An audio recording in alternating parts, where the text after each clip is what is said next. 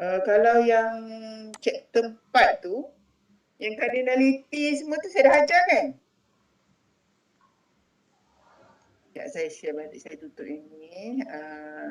Saya tunjuk tu lagi. Dah lama tinggal, saya pun lupa nak catat itu sampai kat mana.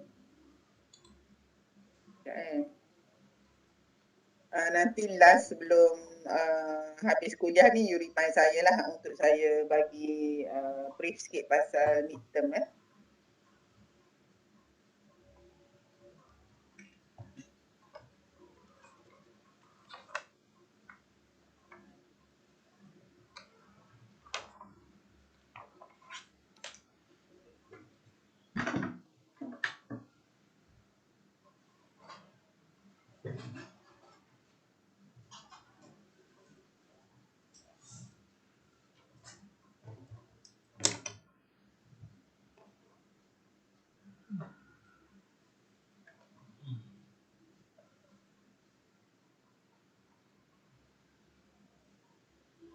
Yang ni dah kan, hari tu saya dah ajar kan?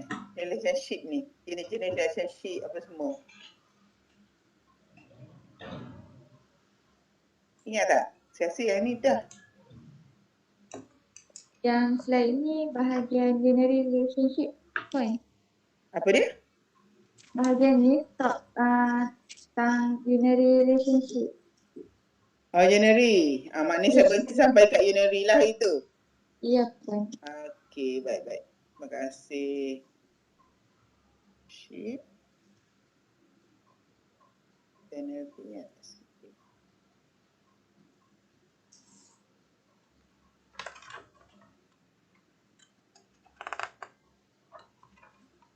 Okey.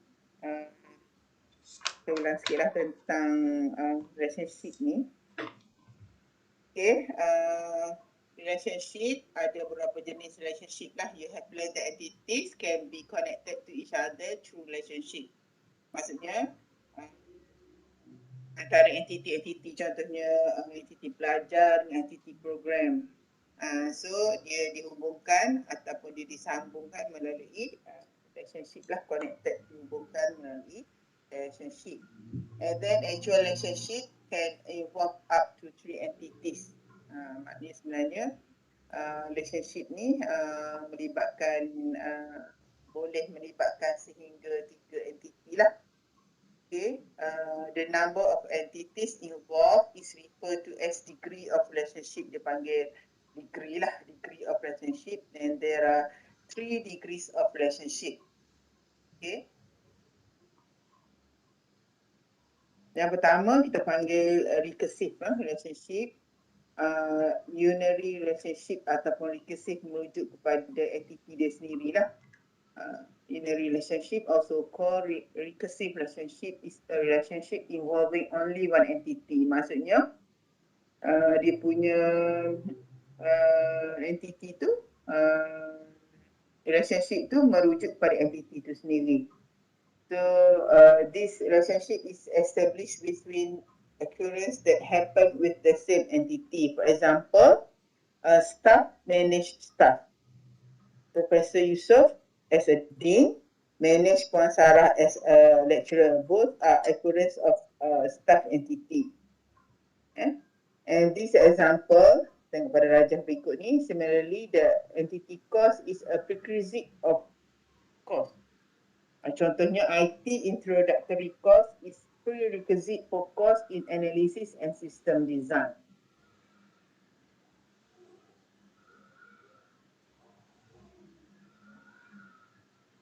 Ini kan staff, manage staff atau manager, manage, silap ni. Staff, manage staff. In this case, staff ni katakan tadi dekan menguruskan lecturer. Sedangkan dekan tu lecturer juga.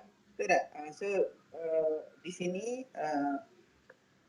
unary di sini merujuk kepada entiti relationship yang merujuk kepada entiti yang sama. Okey, kalau binary relationship yang banyak lah. Okey, binary relationship is a relationship between two entities yang melibatkan dua entities, and it is the most common relationship used in any data model. So yang banyaknya binary relationship lah. For example, students register for a course. Patient takes medicine. Customer buys product. Relationship ni biasanya apa ni panggil kata kerja lah kan. Macam perbuatan lah. Customer buys product. Patient takes medicine. Ataupun kita kata word lah kan.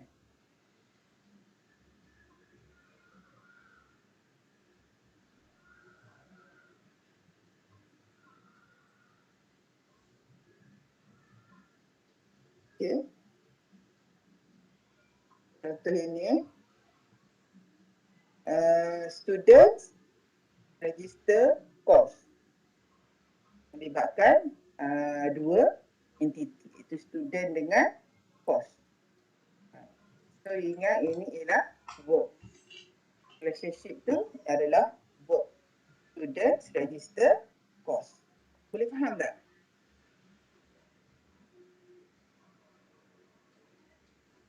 Tufa boleh faham tak? InsyaAllah boleh faham. Okay.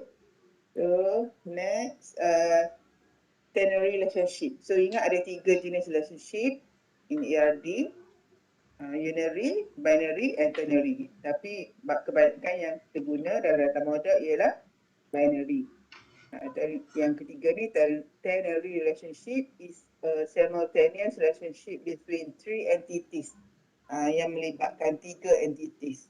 So ingat tu je lah, unary 1 entity, binary 2 entity, ternary 3 entity. Melibatkan 3 entity. For example, okay, sponsor offers scholarship to students. The scholarship offered to students involve both the sponsor and the scholarships. Okay, so we can offer the scholarship without involving all the 3 entities. As such, this relationship constitute ternary relationship. Maknanya kita nak tentukan dia sama ada unary, binary ataupun ternary, bergantung kepada rules sistem tu sendirilah. Bukannya yang ni saya nak buat unary, yang ni kita nak set dia sebagai binary, bukan macam tu ya. Mengikut rules lah. Okay. Ini contoh tadilah. So kalau macam yang relationship yang ternary ni melibatkan 3 entiti. In this case, sponsor akan melibatkan student, dan scholarship juga akan melibatkan sponsor dan juga students. Student, scholarship, sponsor. So ini adalah ternary relationship. Okay.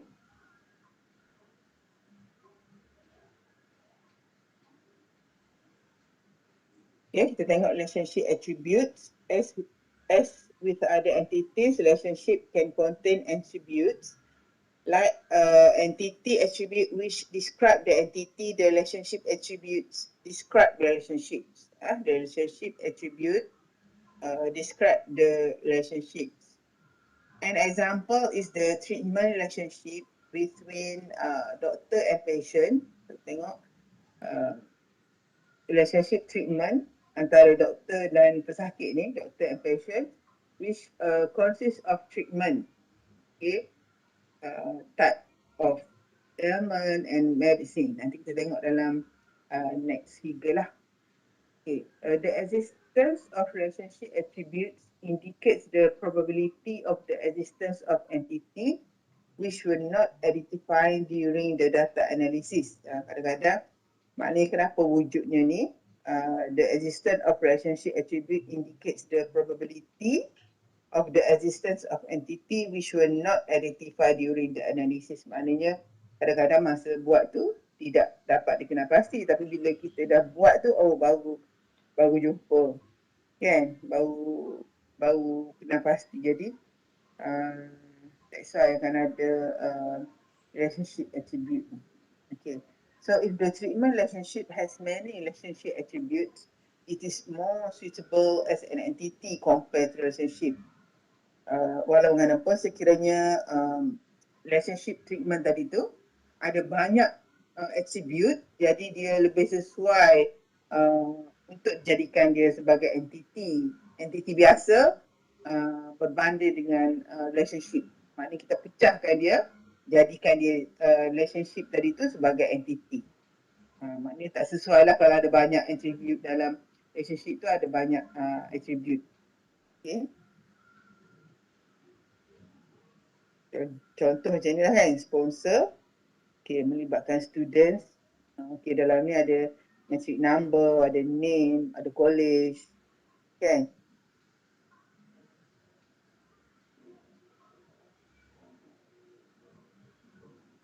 Okay, seterusnya cardinality. Okay, relationship cardinality describe the number of relationship between one entity to other entity. So, in other words, is the number of entity occurrence related to other entity occurrence. Tengok contoh ya. The actual number of these entity connections depends on the policy of the organisation. Walaupun berapa jumlah sebenar itu bergantung kepada polisi satu organisasi lah ataupun rules organisasi itu sendirilah. Okay. For example, lecturer in a particular university may teach only one course, whereas lecturer in another university may teach many courses. Contohnya lah kan, that's why dia kata bergantung kepada polisi sebuah organisasi. Contohnya kalau di setengah universiti, seorang lecturer mengajar hanya satu subjek lah. Manakala ada juga di universiti, seorang lecturer mengajar banyak subjek ataupun banyak kos.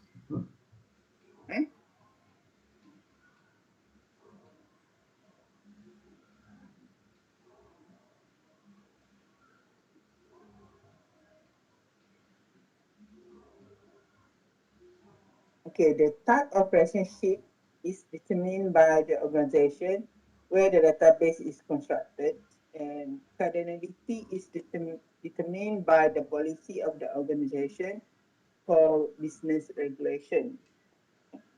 Polisi ataupun rules tadi kita panggil business regulations. Okay, and there are 3 types of cardinality. Ada 3 jenis cardinality, iaitu one-to-one relationship, one-to-many, and then many-to-many relationship.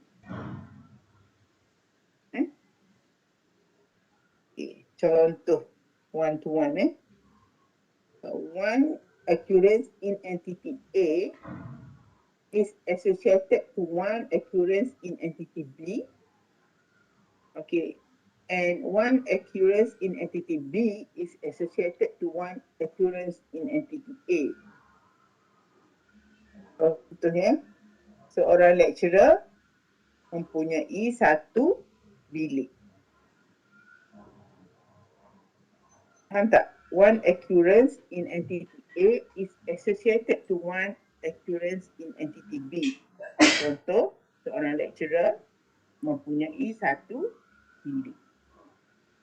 And one occurrence in entity B is associated to one occurrence in entity A. Contoh, satu bilik dipunyai oleh seorang lecturer. So in this case, kita panggil one to one. Kalau tak faham, boleh tanya terus. Okay.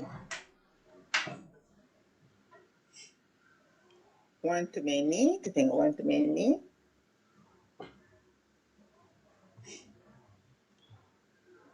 Okay, yang kedua, jenis cardinality yang kedua ialah one to many. One occurrence in entity A, okay, one occurrence in entity A is associated to many occurrence in entity B. And one occurrence in entity B, okay, ni kita anggap entity A, ni kita anggap sebagai entity B lah, lecturer, entity A, B ni adalah course. Okay.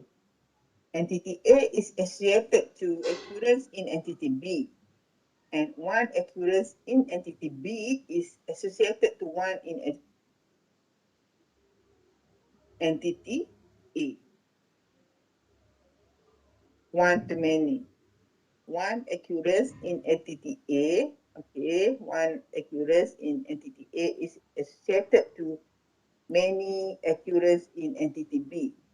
Contohnya, seorang lecturer mengajar banyak kursus. Okey, seorang lecturer mengajar banyak kursus. Okey? Faham tak?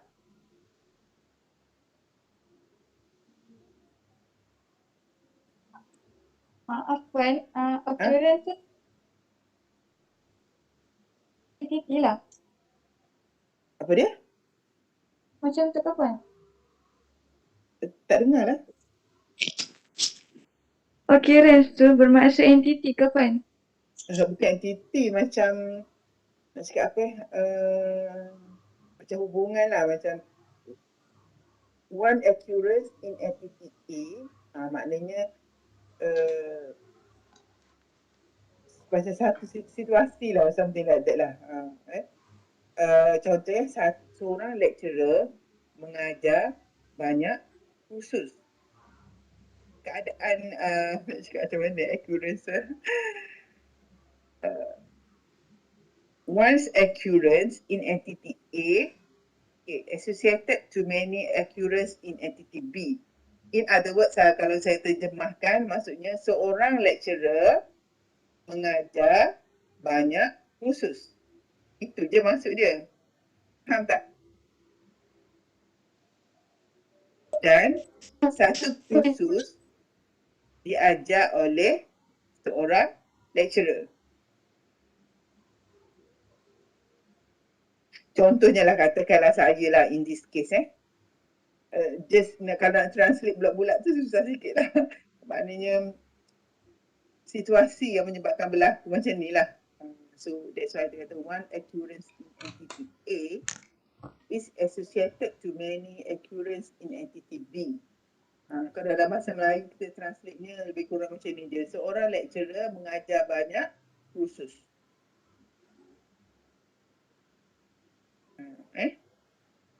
Ni lecturer tu kita anggap entity A, course tu kita anggap entity B.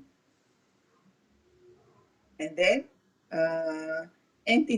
one occurrence in entity B is associated to one occurrence in entity A. Maknanya satu course hanya diajar oleh seorang lecturer. Lecturer yang berkenaan lah. Kita anggap lecturer lain. Kita kata one to many. Contohnya lah dalam this case, katakan saya lah. Saya, Puan Fauziah mengajar banyak kursus. Faham tak? Saya mengajar bangkit aplikasi lanjutan, saya mengajar pengalaman data, saya mengajar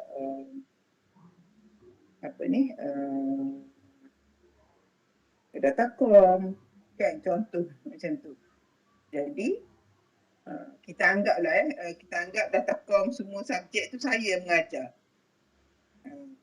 In this case lah, kita anggap macam untuk kelas untuk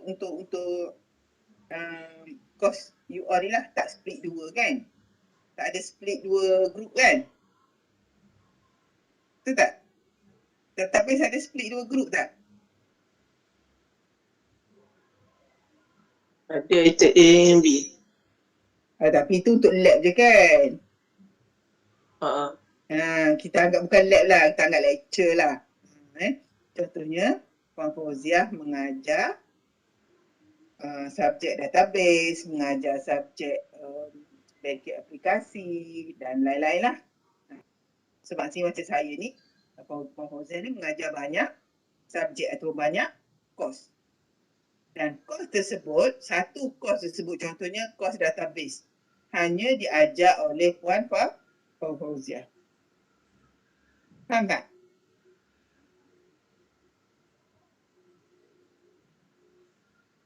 Ini kita panggil one to many. Boleh? rasa puas faham mereka, you boleh tanya. Kan nanti bila dah habis kelas ni nanti alah, saya nak tanya segan. Tak apalah, kita sama-sama belajar. Kawan-kawan you pun nak tahu juga. Mungkin ada kawan you tu segan sangat-sangat nak tanya kan. Sebab kalau you tanya dalam WhatsApp tu, payahlah sikit kan sebab nak terangkan tu. So kalau you tanya direct kelas macam ni senang. Saya boleh try solvekan apa yang you tak faham, boleh jelaskan. Faham ke belum? Bagi feedback kalau tak saya pun tak tahu. Adakah you sekadar dengar? Saya pun tak tahu sejauh mana student saya boleh faham. So you kena bagi feedback lah. Faham tak? Okay, good. Okay, kalau tak faham tak apa, tanyalah banyak kali macam mana sekalipun insyaAllah saya cuba terangkan sehinggalah you all faham. Sebab kita ni mengajar bukan sekadar untuk mengajar saja. Mengajar saja saya tak tanya pun tak apa, you all faham ke tak faham ke, lantak lah. Saya tak nak macam tu ya. So apa yang saya sampaikan, saya nak you all semua faham. Bukan sekadar faham untuk jawab exam ataupun untuk jawab test, tapi untuk faham selama-lamanya untuk dibawa keluar nanti bila you all kerja. Boleh. Itu hasrat saya lah. Bukan sekadar mengajar. Okey, dah habis 1 jam, habis. Tak dia lah, dia faham ke tak faham ke. Saya tak nak macam tu. So that's why setiap kali saya mengajar, saya akan tanya. Faham ke tak faham? Kalau tak faham, tanya. Please tanya. Okay. Yang ketiga, many to many. Many to many ni dia punya M to N lah. Dia tak M to M. Dia buat M to N. Kalau one to many tadi, one to M. Ini punya simbol dia. Ataupun kalau one to one relationship. So ni dia punya simbol dia. So once occurrence, many to many, once accurate. Ini kita baca many to many lah. M 2 titik bertindih tu many to many. One occurrence in entity A is associated to many occurrence in entity B, and one occurrence in entity B is associated to many occurrence in entity A. Contoh, seorang pelajar, katakanlah Ali ya. Seorang pelajar mendaftar banyak kursus. Katakanlah Ali ambil paper database, Ali ambil paper datacom, Ali ambil paper banking and so on lah. Kan? Ataupun students register subjek. Samalah course tu subjek tu. Dan setiap subjek tu diambil oleh ramai ajar. Bukan Ali seorang. Betul tak? Dalam kes subjek yang sama tu lah. Jangan you pening kenapa pula banyak. Jangan you fikir-fikir yang lain. Faham tak?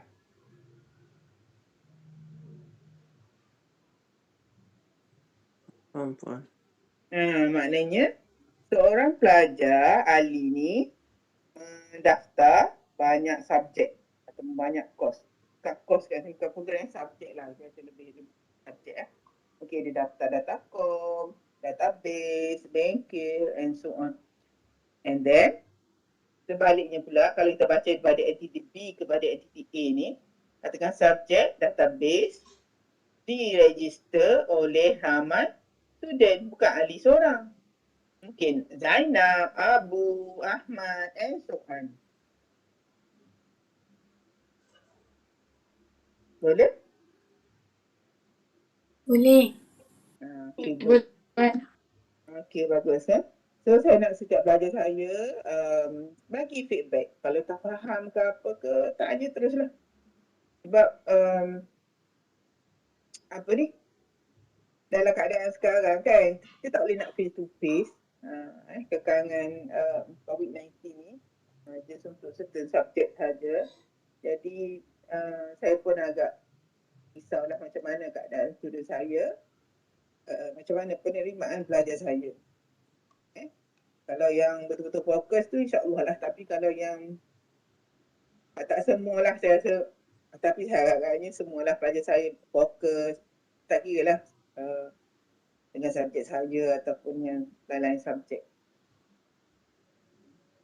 Maknanya you kata jangan pula sebab online, maksudnya you dengan lecture ni sambil-sambil baring je ke apa ke, tak nak. Kita nak you all fokus betul lah, macam duduk macam dalam kelas, duduk kat meja, bangun pagi tu bersiap macam nak pergi kelas, bangun pagi lepas solat tu terus mandi apa, bersiap semua untuk ready untuk kelas.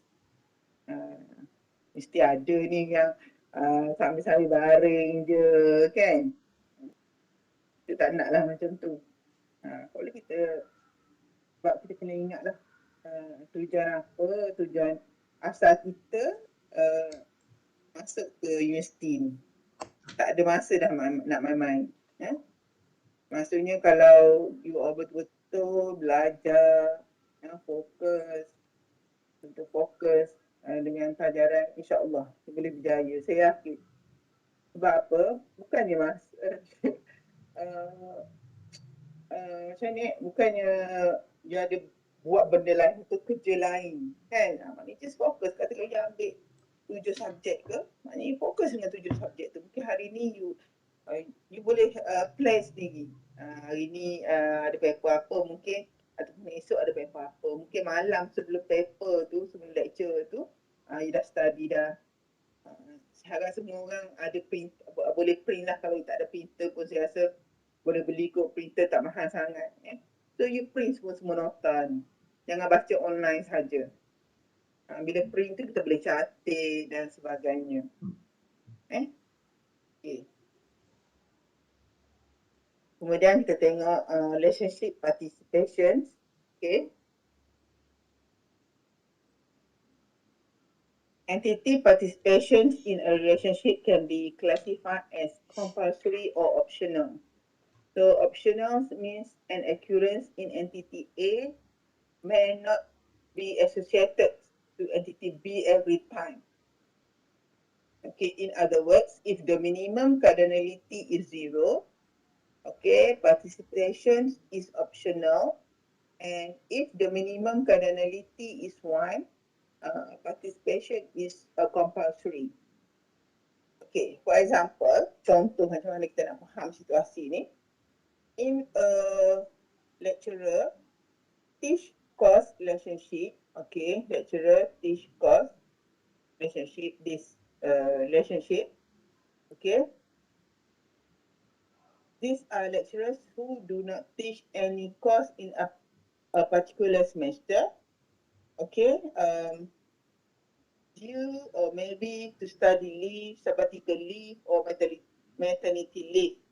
Yang mungkin pada semester tu lecturer tu dia tak mengajar. So therefore the cardinality of lecturer is 0 and participation of lecturer toward course is optional.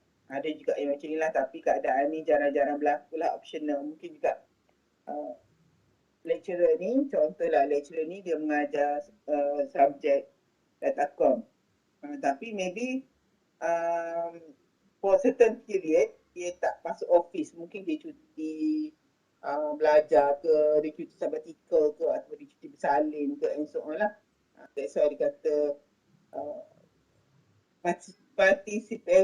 entity participations in a relationship can be classified as compulsory or optional. Kalau macam mana pun dia wajib mengajar setiap semester, so dalam this case kita panggil compulsory lah.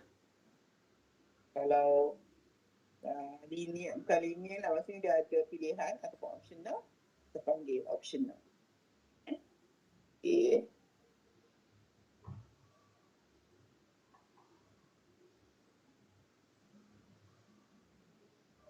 Relationship participations. Let us look at course participation in relationship to lecturer. If lecturer who is supposed to teach a particular course is absent, another lecturer will be assigned to teach the course. Okay, so in this case, each course will be taught by at least one lecturer. Okay, in this case, the minimum cardinality is 1. As such, course participation towards lecturer is compulsory. Okay, therefore, you can conclude that participation is determined by a two-way relationship, okay, similar to a relationship cardinality. Maksudnya kalau macam dia ada replacement lah, dia kata macam ada apa ni, lecturer yang mengajar tu katakan absent ke apa ke, so ada lecturer ganti, so memang dia tak boleh kosong lah. So minimum cardinality in this case adalah 1. Dia tak boleh kosong.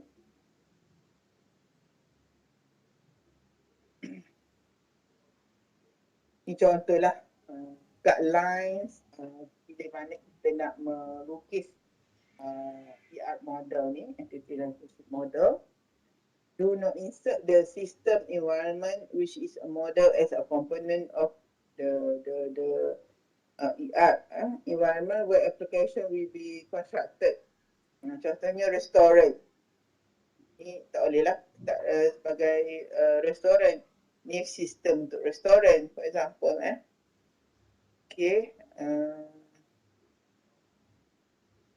Okay, attribute and key for a particular environment is not necessary to the same for other environments. Tak sebenarnya sama lah. Okay.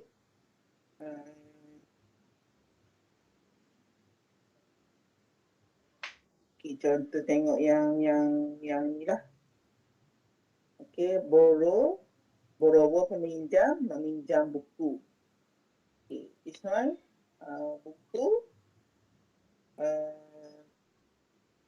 Kita boleh buat split macam ni lah. Okay, buku yang pinjam oleh staff. Okay, staff number and dia punya name. So dalam buku ni dia ada topik and then dia ada publisher. Macam juga student, dia ada nama, dia ada matric number as a. Okay, sebenarnya kalau untuk minat lebih mahir lagi, mungkin you boleh petang-petang, santai-santai, time tak ada kelas tu kan. Okay, try Google lah. Apa ni? Contoh-contoh art model. Banyak sama ada nak tengok kat YouTube ke, dekat web-web lain ke. Sekarang senang. Pakai telefon sambil baring-baring pun boleh lah kan.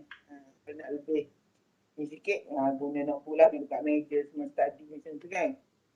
Tapi untuk cari maklumat tu sekarang ni memang sangat mudah lah nak dapatkan extra knowledge. Tak terhad pada kelas ni saja. Okay.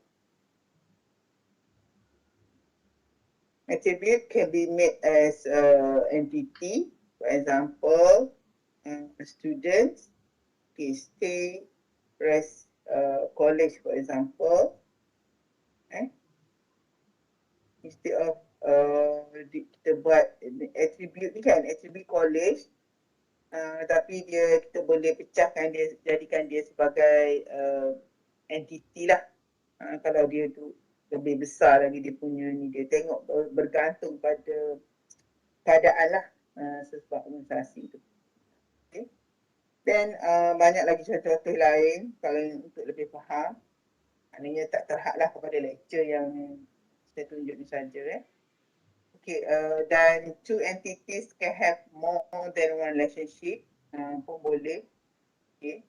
Cuba you Google guideline, model ke dalam YouTube ke, dalam Google ke, si study ni faham untuk lebih mendalam lagi. Okay. And then ni antara secara umum lah guideline model. Okay. First, determine entities and the relationship between them. Okay, start first the main entity followed by other entities. Ni cara kita nak, macam mana kita nak buat ER model. Sebab nanti soalan exam final memang akan ada lah soalan macam ni. Diberi situasi lah. Situasi dan you have to create one complete ER model. So ni cara step-step dia. Bukan you hafal ni, you kena faham lah. First, you have to determine entities. Memang satu entity. dalam case study kita bagi tu, you kena tentukan entiti. Yang ni pun banyak lah dalam, kalau you Google lah. Banyak macam contoh macam dia bagi satu case and then you have to come up dengan ER model. Cuba buat latihan-latihan tu. Sebab kita di sini dah bukan macam sekolah lagi lah, semua cikgu bagi tu semua kan. Lecturer just bagi jalan macam tu and then bagi information macam tu and then you pandai-pandai lah cari. Start first with the main entity followed by other entities. Start first with the main entity followed by other entities. And then determine the attribute related to the entities. Okay, kemudian bila kita dah kenal pasti entity, kita tentukan pula attribute bagi entity. Okay, bila dah ada entity, bila dah ada attribute, then relationship pula. So you kena ingat, bila buat IR model ni, entity, attribute, relationship. Determine the attribute related to relationship if there are any. Choose the key for entities. Determine the domain for each attribute. Combine the diagrams of entity, relationship, and attribute to develop a complete ER model. And then the combinations must be made without allowing entities to exist independently or hanging. Throughout, check and refine the ER model if necessary. So in real case, maksudnya kita kena discuss lah dengan user. Jadi kalau macam soalan exam ke apa ke, kita lah buat, kita anggap sebagai user. Betul tak? Okay, so untuk test nanti, okay. So yang ni okay beres Okay, Puan. Okay. Sekejap saya cuba ini. Saya nak brief sikit pasal soalan